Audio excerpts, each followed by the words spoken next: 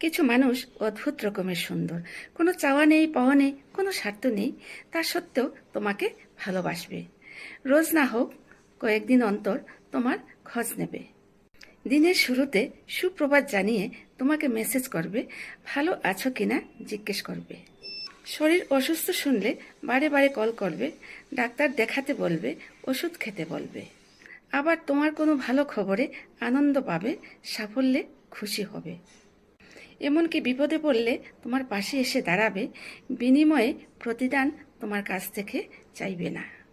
তুমি তার খোঁজ না নিলেও একটিবার অভিযোগ করবে না, অভিমান করবে না, বরং হেসে বলবে, না না ঠিক আছে, দুজনের যে কোনো একজন খোঁজ নিলেই তো হলো। এরাই তো সেই পাহাড়ি বনফুলের মতো অন্তরালে থেকে দিনের পর দিন এক অপূর্ব শোভা দিয়ে জীবনকে সুন্দর করে চলেছে। ঈশ্বরের আশীর্বাদ ছাড়া এমন সুন্দর হৃদয়ের অধিকারিণী হওয়া কখনোই সম্ভব নয়। এমন মানুষকে আগলে রাখতে হয়।